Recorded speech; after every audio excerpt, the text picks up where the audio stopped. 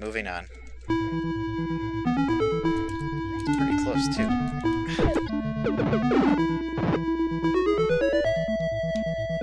If that was a speedrun, that would be a killer.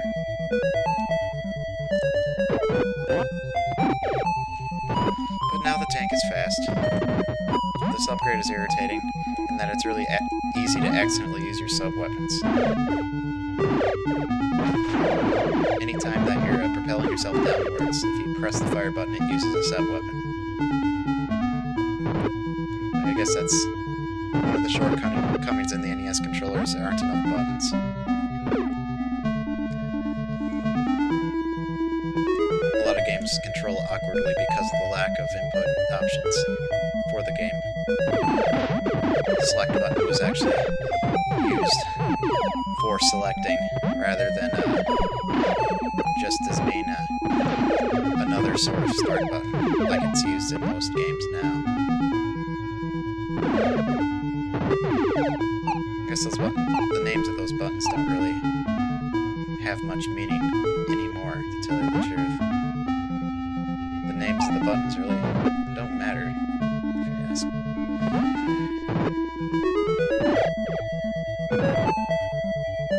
I guess the designers of the NES had something in mind when they were designing the buttons. Certain controlling archetype.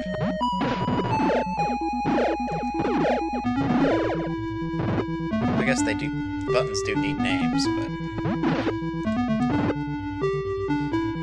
I can't think of any better alternatives off the top of my head that don't have their own, that don't have similar strangeness in the reason why they were chose, so I guess I will stop commenting about it, because I have no place to. Oh yeah, I was originally talking about the NES controller. Well, the NES controller has a bit of a fluctuation in my RF switch. I wonder what caused that. But, the NES controller is an 8-bit shift register. What happens is the NES pulls it 60 times per second with a latch signal. And when it's received the latch signal, it then uses a clock signal to transfer out the 1-bit values, rather 8 1-bit values. And each of those bits represents the 8 inputs, the signals from the NES controller. The up, down, left, right, A, B, start, and select buttons. They aren't actually transmitted in that order, but it uses 8 bits to represent all those buttons. So, 60 times per second, the NES updates its input. And that's how it's accomplished. Once the input has been updated, the NES internally saves it to a register, which it then reads like any other CPU register, as far as I can tell. And that's how it receives input from the player. It's a lot less magical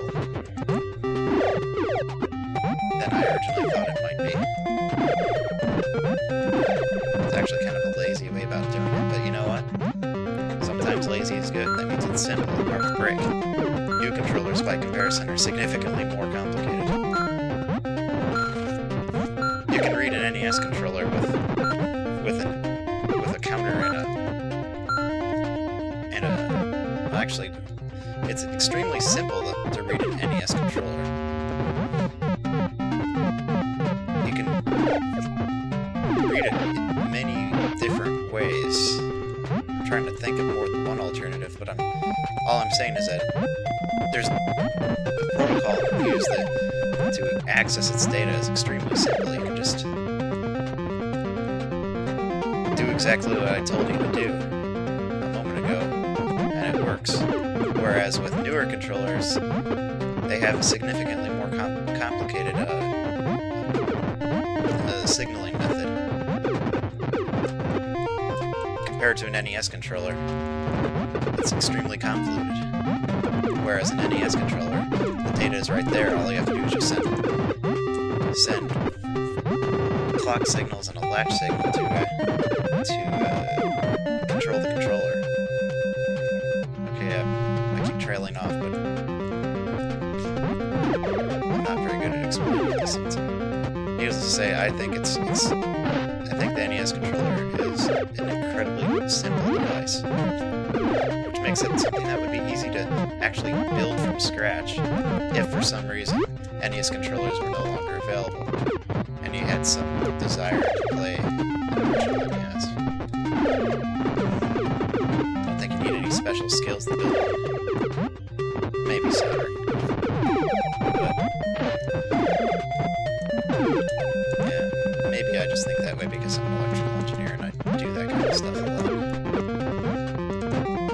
Well, I know a lot of you would think that that would be the case. I cannot stress just how simple an NES controller is.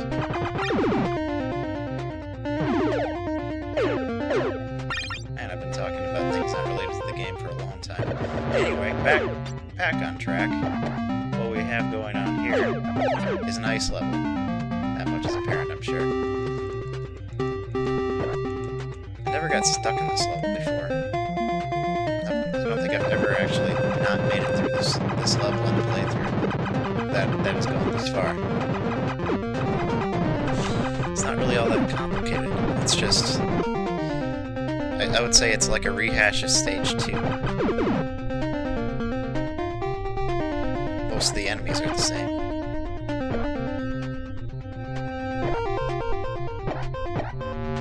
Even the boss is the same. Speaking of which, I'm about to fight him. He's in this room. Unfortunately, he suffers from the same glitch that the boss in Stage 2 suffers from.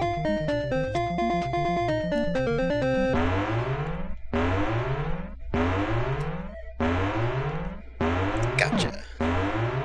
Oh, I see he launched a projectile. I mean, it might hit me. Yep. He's even doing the not dying glitch. Seems like he does it almost every time I kill him. There we go. It's only about 10 seconds. Maybe less, maybe more. I don't really know. I didn't pay attention.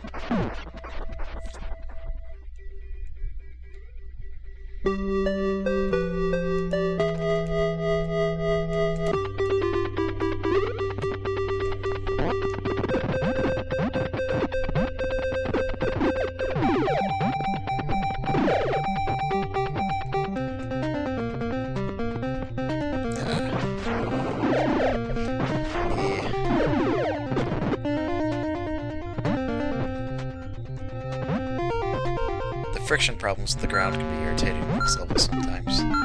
That caterpillar enemy thing can be real troublesome if it manages to get under you into the stage, because you'll find yourself having a lot of trouble moving out of the way. It'll just keep knocking you around, and there's not much you can do about it unless you jump. Ow. Ow.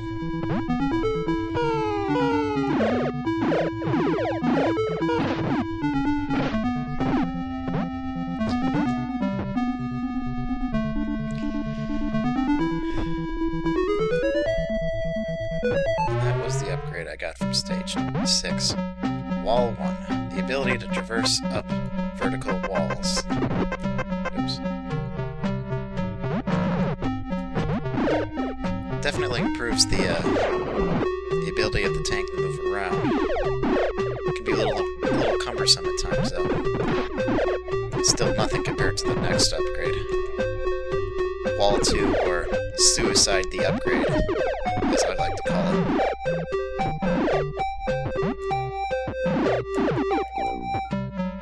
In fact, the game even takes the time to design levels, the last level, such that Wall 2 will get your ass killed if you're not paying attention.